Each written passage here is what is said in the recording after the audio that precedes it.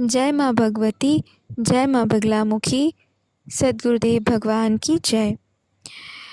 मैं मनीषा, माँ की एक छोटी सी बेटी और बहुत ही नौसिखिया एक साधिका हूँ माँ की, जो नए नए साधना के मार्ग पर आई हूँ और बहुत ही गहन अध्ययन के साथ गुरुजी के आशीर्वाद से, उनके आदेश से साधना को सीखने की कोशिश कर रही हूँ।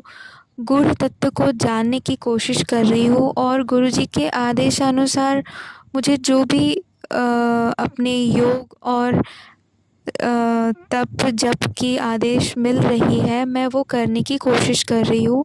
और इन सब करने के दौरान मुझे जो अनुभूति प्राप्त हुई है, मैं वही आप सभी से साझा कर रही हूँ।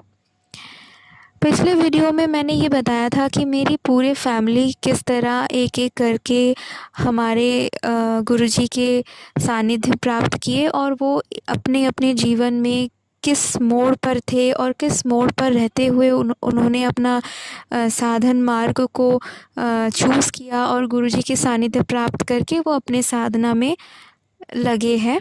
और मेरे भाई, माता-पिता सभी अब बहुत खुश हैं। वो उनका जो जीवन की प्रॉब्लम्स तो भले ही अभी तक पूरी तरीके से नहीं गई हैं, पर वो खुश हैं और वो अपने आप में इतनी बलशाली अब हो चुके हैं। मन के अंदर उनकी ऐसी शक्ति आई है, जिसे कहते हैं कि हम कह सकते हैं कि ये माता की ही शक्ति है जो हमारे मनोबल को इतना बढ़ाते हैं। तो मेरे साथ भी ऐसा ही हुआ था। मैं भी एक ऐसे वक़्त पर गुरुजी से जुड़ी थी जब मेरा जो मेरे पैर के नीचे से ज़मीन खिसकने वाली थी और मेरे पास कोई चारा ही नहीं था कि मैं क्या करूँ। वहाँ से लेकर के लगभग मेरे गुरुजी से जुड़ते हुए 8 महीने हुआ होगा और इन 8 महीनों में मेरे जीवन में इतनी परिवर्तन आई है और इतना बदल गई हूँ मैं अपने आप में। इसका पूरा श्रेय गुरुजी को ही जाता है, क्योंकि उन्होंने हमेशा मेरे बुरे वक़्त पर, मेरे अच्छे वक़्त पर उन्होंने हमेशा मुझे एक माता-पिता के भाँति, जैसे माता-पिता अपने पुत्र, अपने संतान आदि को हमेशा अपने सहारा देते हैं, उनके हाथ पकड़ कर रखते हैं, गुरुजी ठीक उसी के भाँति, अपने संतान की भाँति मुझे इस तरह सहारा दिए हैं, मुझे पकड़ के रखे हैं कि चाहे दुनिया इधर-उधर हो जाए, पर हमेशा मैं आपके साथ रहूँगा। इतनी बात मेरे लिए बहुत है और मैं गुरुजी को कितनी आभार व्यक्त करूँ मैं नहीं जानती, और जितनी भी करूँ मैं बहुत कम हो जाएगा। और मैं माता रानी की भी बहुत ज़्यादा आभार व्यक्त करती हूँ। उनकी कृपा के बिना, उनकी प्रेरणा के बिना तो ये कभी पॉसिबल ही नहीं हो पाता कि मैं अपनी अनुभव किसी के साथ शेयर करूँ। ये सब कुछ जो हो रहा है, ये सिर्फ़ गुरुजी के आशीर्वाद और माता रानी की प्रेरणा की वजह से ही हो रहा है। आज मेरा जो विषय है वो मेरे लाइफ़स्टाइल को लेकर के है, क्योंकि पिछले वीडियोज़ में मैंने अपने भाई और माता-पिता के बारे में बात की थी। आज मैं अपने बारे में बात करूँगी कि मैं एक इंजीनियरिंग बैकग्राउंड से आती हूँ। मेरी जॉब लाइफ़ बहुत स्ट्रगलफुल लाइफ़ है। एक इंजीनियरिंग बैकग्राउंड होने के नाते, एक लड़की होने के नाते मुझे हमेशा अपने जॉब की जगह पे मुझे लड़ाई करना पड़ता है, अपने आप को प्रूव करना पड़ता है कि हाँ, आज के ज़माने में लड़कियां भी काम कर सकती हैं। और इसके चलते मुझे कई जगह पे बहुत गलत तरीके से मेरे साथ व्यवहार हुआ है, जो मैं कभी-कभार सहन करने लायक भी नहीं रहा। पर मैंने जब गुरुजी से कहा इन सभी चीज़ों के बारे में, तो गुरुजी ने मुझे बस एक ही बात कही और वो मैंने ठान ली कि हमें जब अपने दूसरों को बदलना होता है, दूसरों से कुछ चीज़ें करवानी होती है, तो उसके पहले बदलाव हमें खुद पे लाना होता है। यानी कि हमारे अंदर कोई ऐसा भाव ना उत्पन्न हो कि उसकी अहित हो जाए। हम जब भगवान की साधना करते हैं, हम जब माता रानी की साधना करते हैं, हम प्रेम भाव से करते हैं। और ये प्रेम भाव जो है वो माता रानी के साथ सिर्फ नहीं, हर जीव के साथ होता है। तो हम जब माता रानी की साधना करते हैं तो हमारे अच्छे बुरे भला हमारे जो भी हो वो सब माता रानी के हाथ में होते हैं, और वो जो करते हैं हमारे साथ वो हमें स्वीकार होती है। इस भाव से जब हम साधना करते हैं तो हम किसी के साथ किसी की अहित चिंता करते हुए जब साधना नहीं करते, तो ही हम इस भाव को अपने अंदर प्रकट कर सकते हैं। ये सिमिलर मेरे साथ हुआ है कि मैंने हमेशा ये देखा है कि मेरे सामने वाले जो होते हैं वो मेरे से हमेशा जेलस फ़ील करते हैं।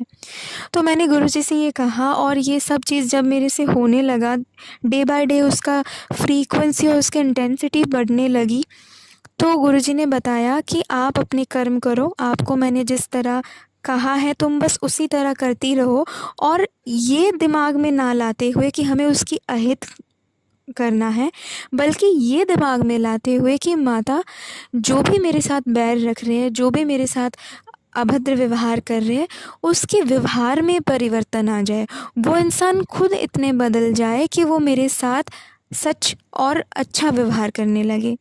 तो मैंने भी वही किया। मैंने भी इतनी बिज़ी शेड्यूल होने के बाद भी मैंने उठते बैठते ऑफ़िस में रहते हुए ही माता रानी की जाप किया, नामों की जाप की, और आसन में बैठ के मैं बहुत कम कर पाई हूँ। ऐसा नहीं कि मैं घंटों-घंटों कर पाती थी, तो मैं बहुत कम नाम आसन में बैठ के भी कर पाती थी, पर मेरी जो पूरे दिनचर्या होता था उसमें मैं बहुत ज़्यादा करती थी, नाम करती थी, जप करती थी। तो धीरे-धीरे मैं ये देखने लगी कि मेरे जो सामने वाले इंसान थे, जो मेरे अहित चाह रहे थे, जो मेरे साथ बैर रख रहे थे, बिना मतलब मुझे बदनाम कर रहे थे, उनके साथ कुछ ऐसी चीज़ हो गई जो शायद मैंने कभी सोचा भी नहीं था।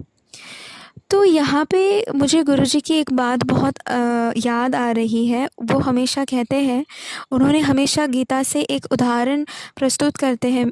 उन्होंने कहा मुझे कि जब पूरा ज्ञान भगवान जी से प्राप्त हो गया, गीता की सारा ज्ञान प्राप्त होने के बाद जब अर्जुन ने कहा कि हे माधव, हे गोविंद, हे भगवान, मुझे तो सारे ज्ञान की प्राप्ति हो गई है।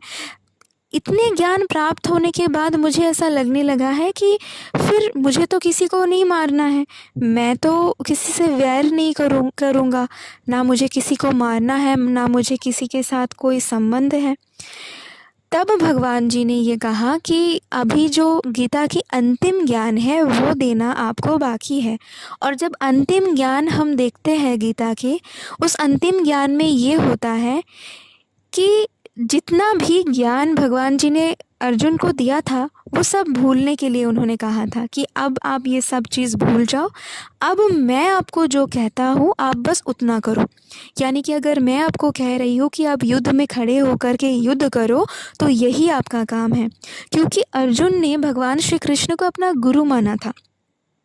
जब भगवान श्री कृष्ण के उन्होंने गुरु मान चुके थे, तो उनका कर्तव्य ये था कि अगर भगवान जी उनको कह रहे हैं कि आप युद्ध में खड़े होकर के आपके जो ओपोनेंट में खड़े हैं, यानी कि दुर्योधन को आप पराजित करो, तो ये उनका कर्म था। ठीक उसी के भांति हम भी अगर हमारे लाइफ में इस रूल को अप्लाई करते हैं कि अगर गुरुजी कह रहे हैं कि आप स्टूडेंट हो तो आपको इस तरह नाम की जाप करनी है, तो आपको उसी तरह करनी है।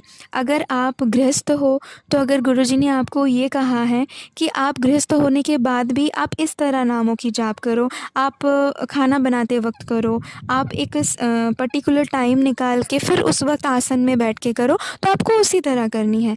यानी कि जब आप अलग अलग प्रोफेशन में हैं, अलग अलग स्टेज में हैं, तो आपके गुरुजी आपको उस स्टेज के भांति, उस प्रोफेशन यानी आपके दिनचर्या के भांति वो आपको साधना पद्धति बताते हैं।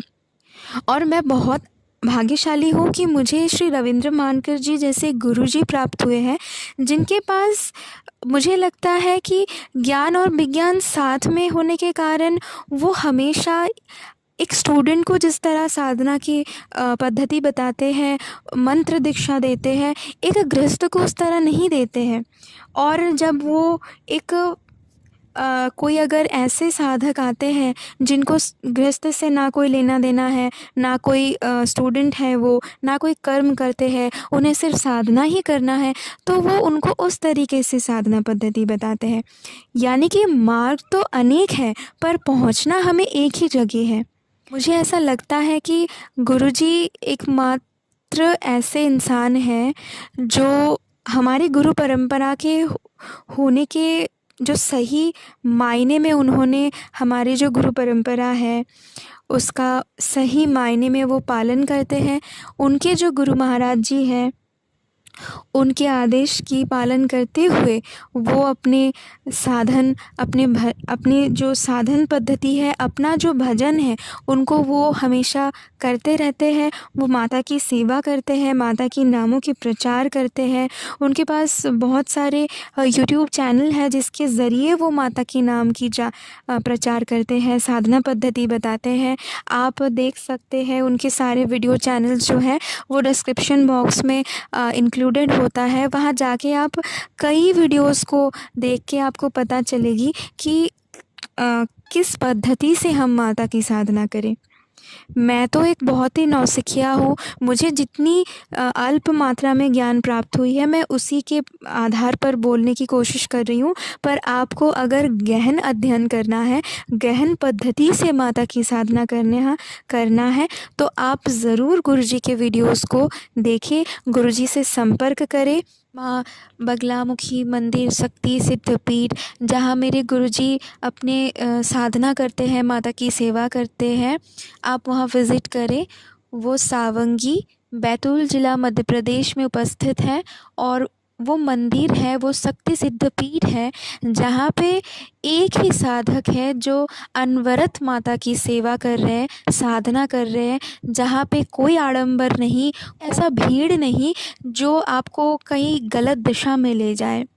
आज कई सारे माता की शक्ति सिद्धपीठ भले ही है, पर गुरुजी की जो साधन स्थली है जहाँ वो एकमात्र साधक है जो माता की साधना कर रहे हैं और निष्ठापूर्वक माता के नामों की जाप कर रहे हैं, वो कई भक्तों की उद्धार हेतु वहाँ पे हवन करते हैं। और हम जो शिष्य शिष्याएँ हैं जो दूर बैठे हैं, जो गुरुजी के जो मंदिर आने में असमर्थ है, इतने दूर बैठे हैं कि हम अभी इसी वक्त मंदिर आने में असमर्थ है, हम यहाँ पे संकल्प से नामों का जाप करते हैं और गुरुजी हम सभी के लिए वहाँ पे यज्ञ करते हैं। उनका मैं कितना आभार व्यक्त करूँ मैं नहीं जानती। यहाँ कई भक्त हैं जो उनसे दीक्षित हैं, वो सब आपसे इस बारे में साझा भी करेंगे धीरे धीरे।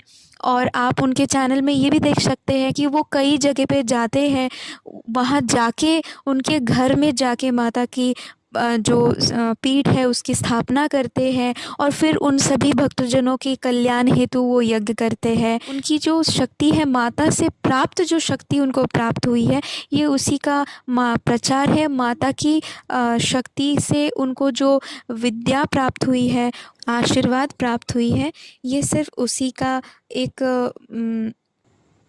एक हेतु है, जन जन तक माता की भक्ति और माता की आशीर्वाद को प्रेरित करना, पहुंचाना।